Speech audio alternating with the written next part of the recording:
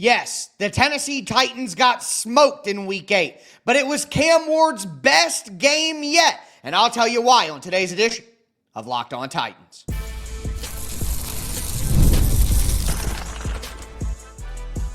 You are Locked On Titans, your daily Tennessee Titans podcast, part of the Locked On Podcast Network, your team every day.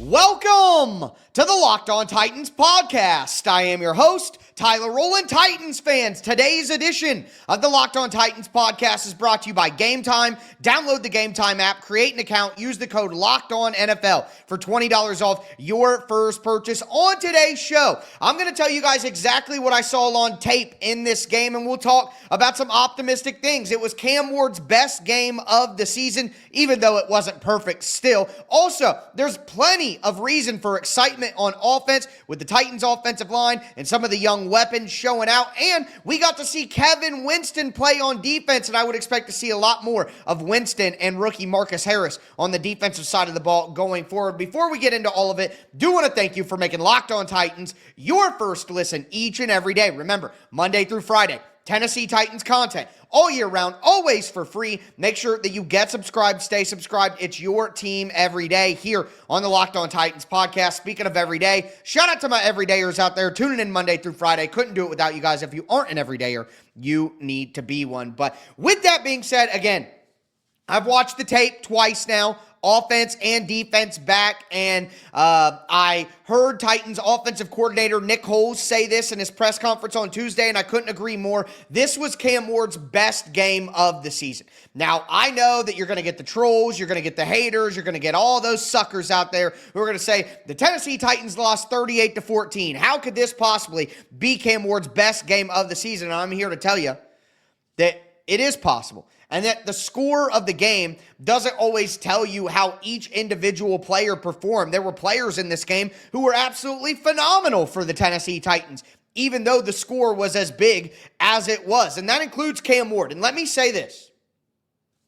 Cam Ward was not perfect in this game. There were some things that really frustrated me from the tape with Cam Ward. And if you want to see all those things and see all the good stuff we're talking about, make sure to check out my Cam Ward film breakdown that's out right now on the Tic Tac Titans YouTube channel. At Tic Tac Titans on YouTube. I'll go over all the plays, show you all the footage and everything that you want to see. But from a talking standpoint here, we saw everything that you wanted to see from Cam Ward. I mean, some of the frozen ropes that he threw in this game, the arm talent that was on display, absolutely out of this world. Whether it be Alec Iomanner in the first half of the game, right before halftime when the Titans got in position to kick the field goal that Joey Sly ultimately missed.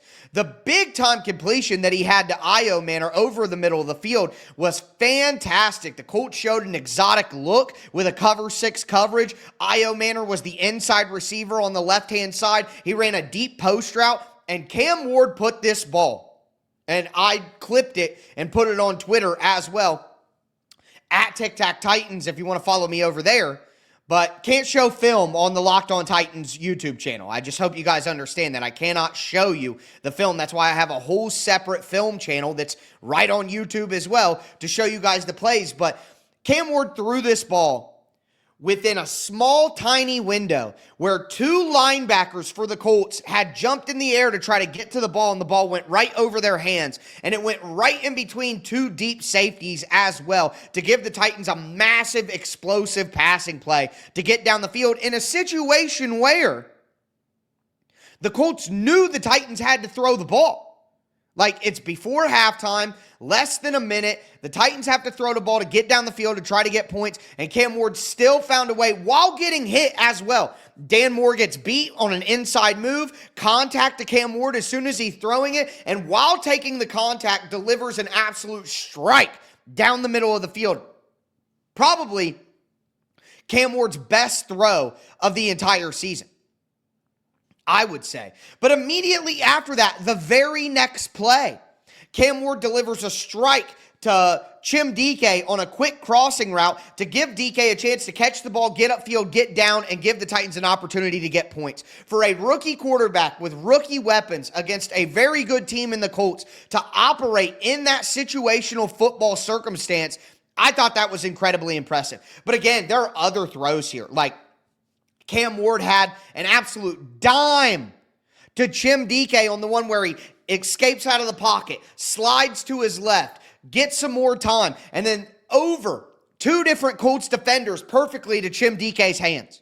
I mean, the ball placement in this game was great. So whether it be the arm talent that we saw on display and another throw later in the game where he hits Alec Iomanor over the middle of the field against an exotic coverage, but Iomanor drops it.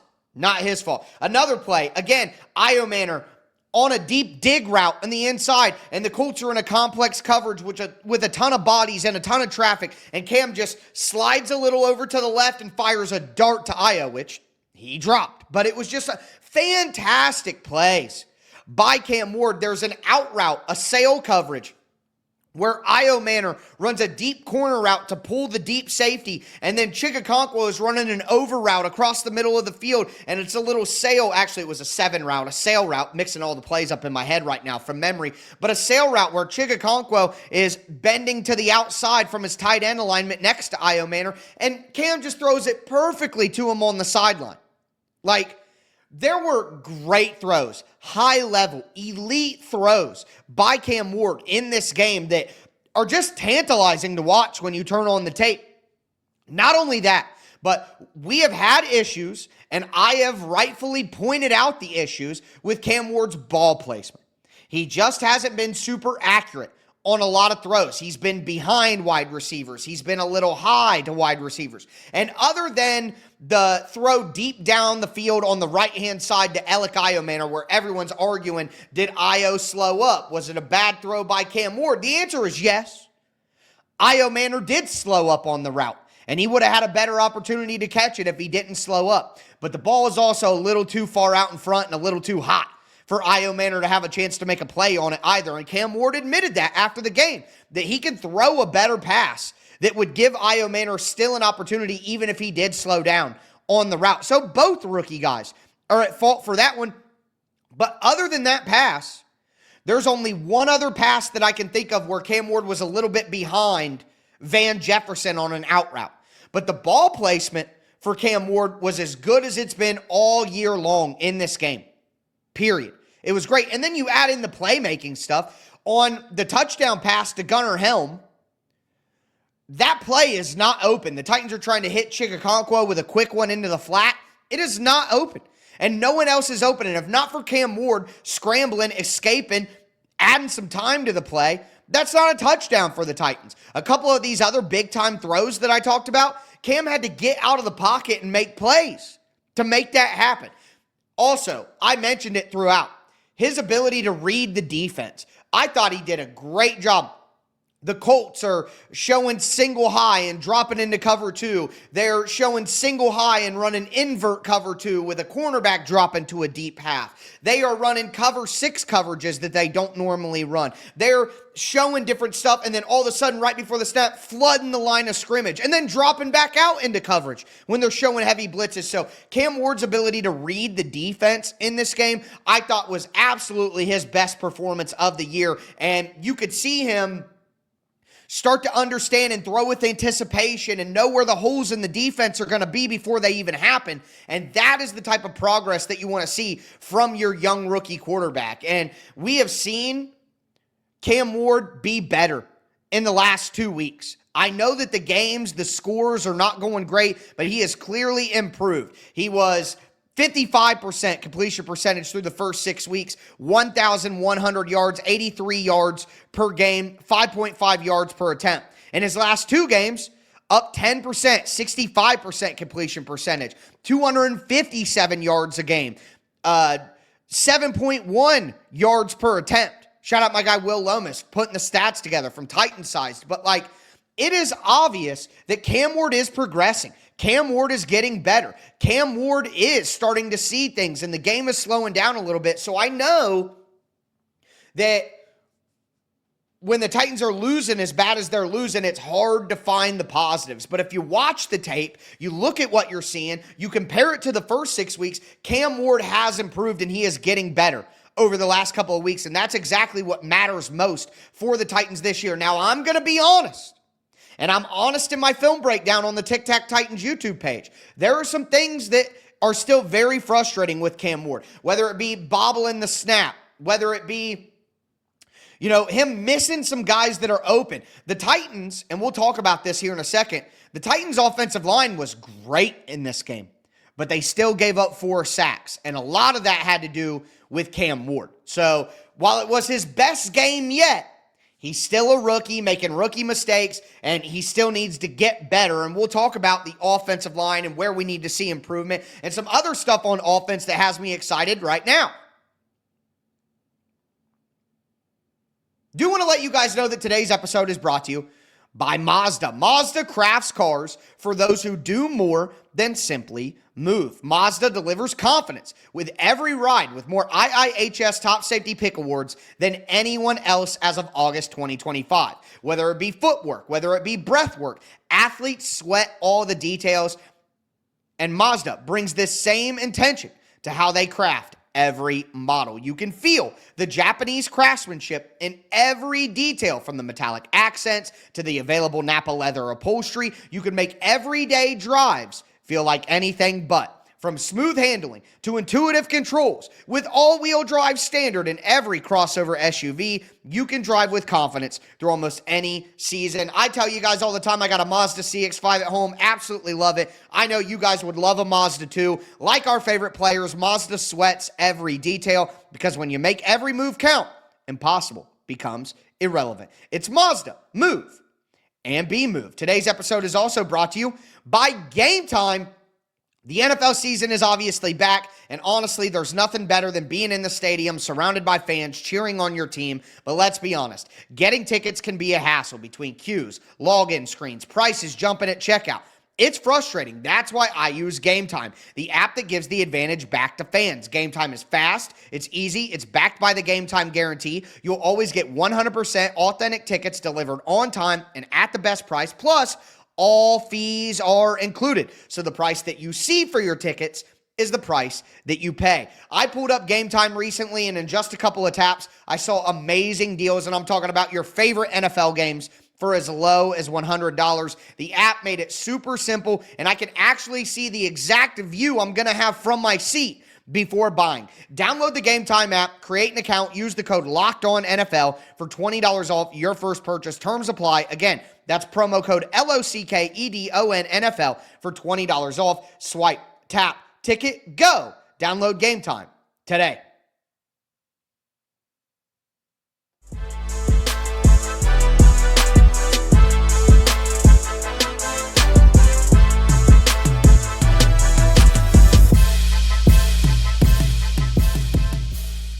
Titans fans, let's continue today's edition of the Locked On Titans podcast, talking about some reasons to be optimistic. After I went through the tape multiple times over the last 24 hours or so, we got Cam Ward's best game of the season, even if the score didn't reflect it. Doesn't mean it was all perfect, though. Cam Ward still needs to get better, and we'll talk about that. But the Titans' offense overall is getting better, is showing some signs of life. Again, even if the score doesn't always show it. But before we dive in, thanks again for making Locked On Titans your first listen each and every day. But I want to continue the conversation around Cam Ward.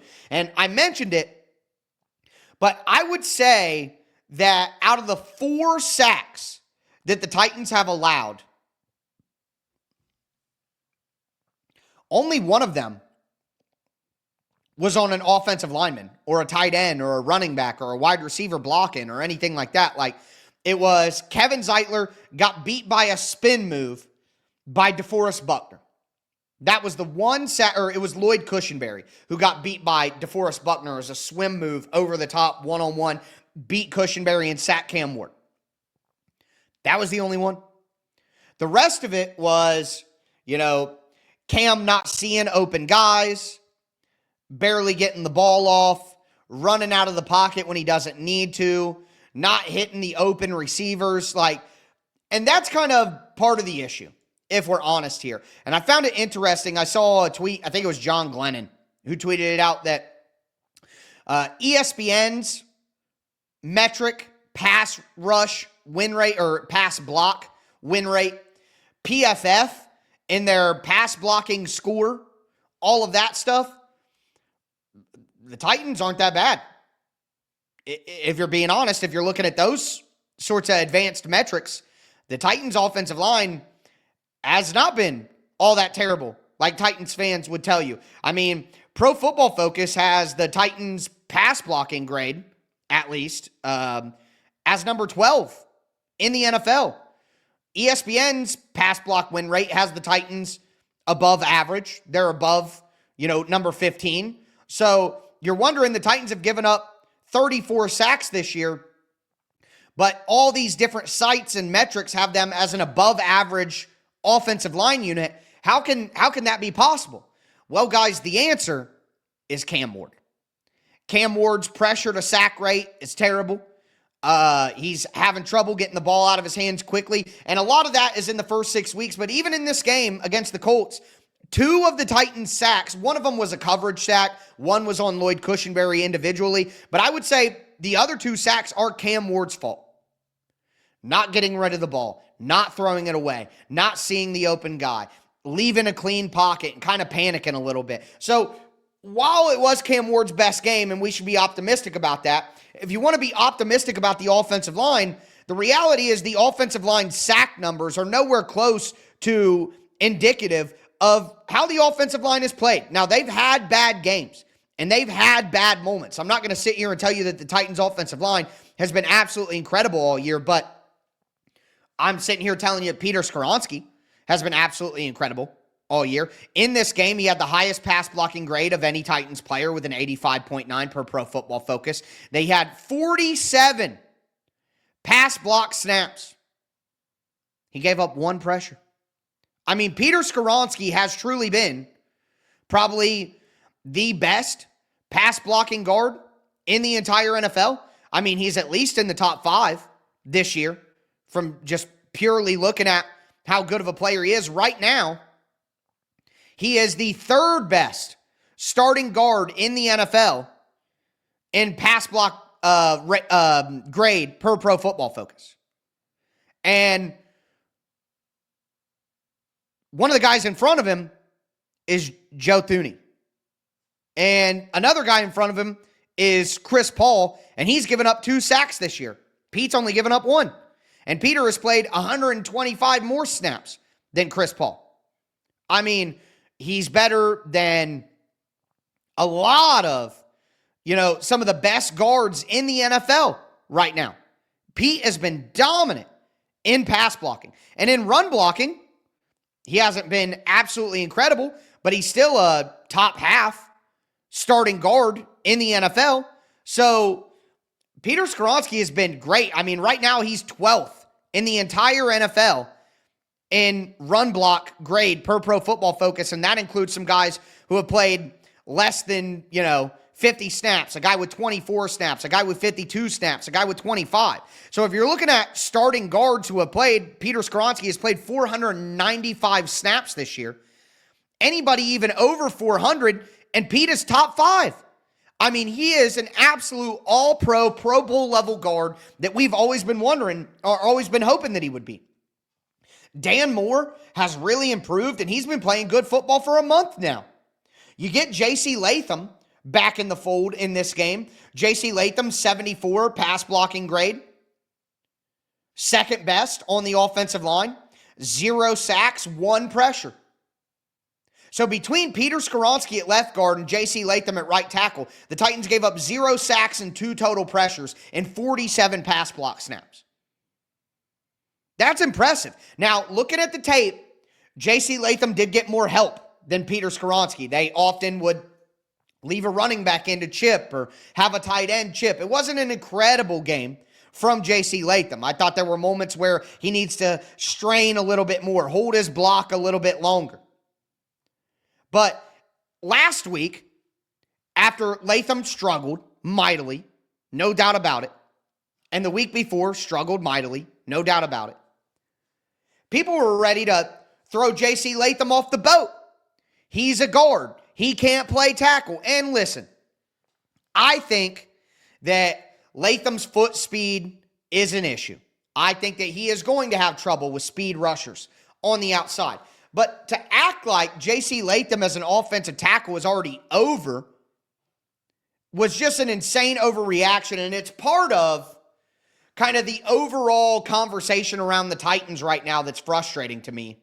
And just everything's bad, everything sucks, doom and gloom, one drop of rain, and you're saying it's a thunderstorm.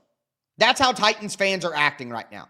There's one drizzle, and my whole day's ruined, it's going to storm all day. Well, just because it drizzles a little bit doesn't mean it's going to thunderstorm all day and your whole entire plans are ruined. That's how Titans fans are acting right now. And for me personally, I'll be honest with you guys. I have not been as active in going back and forth with you guys as I was at the beginning of the season because I simply can't take the negativity. I can't take it. It's absurd. It's unfounded. The team is bad. They're losing games. There are players that are playing terribly. But all this, Cam Ward's a bust. JC Latham can't play offensive tackle. It's just all over the place. It's just all over the place. This team's going to be bad for a decade. It's all hyperbole. It's an overreaction. It's pouting is what it is. It's crybaby tantrums. I could say Peter Skoronski is maybe the best guard in the NFL this year. And someone will respond with, the Titans are 1-7, he sucks. And it's just like, why would I want to engage with that? It's nonsense. It's overly dramatic. It's overly crybaby. And I can't take it. So, the offensive line has played well. JC Latham had a good bounce back game. Dan Moore has played pretty solid. Peter Skoronski is one of the best guards in the league. Cam Ward is improving and just had his best game. Chim Dike is blossoming into a really, really great player, a really solid player. Gunnar Helm looks like the tight end one of the future for this team.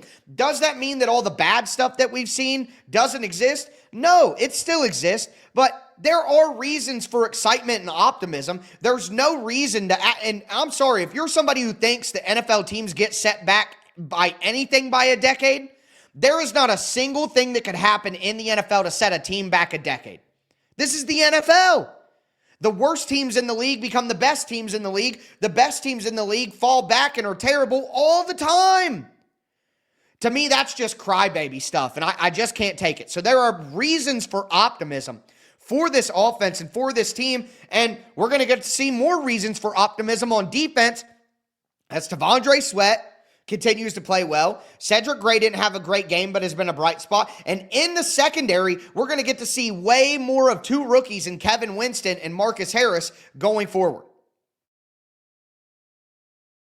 I'm Cody Rourke from Locked On Broncos, and this episode is brought to you by Peloton. Peloton is shaping the future of fitness with the brand new Peloton Cross-Training Tread Plus, powered by Peloton IQ. This is Peloton's most advanced equipment yet, giving you real-time guidance and endless ways to move, whether you're running, lifting, or you're cross-training with your favorite instructors like Alex Toussaint. It's training reimagined to make your workout more personal. Peloton is built for breakthroughs with features that help you plan, stay motivated, and hit peak performance. You can let yourself run, lift, flex, and go while Peloton handles all the rest. Plus, Peloton IQ provides real-time strength coaching, tracking your progress and suggesting weights that challenge you so you can get stronger. Plus, the new movement tracking camera, it counts your reps and corrects your form in real time, making sure every rep is safer and smarter. So let yourself run, lift, flex, push, and go. Explore the new Peloton Cross-Training Tread Plus at onepeloton.com.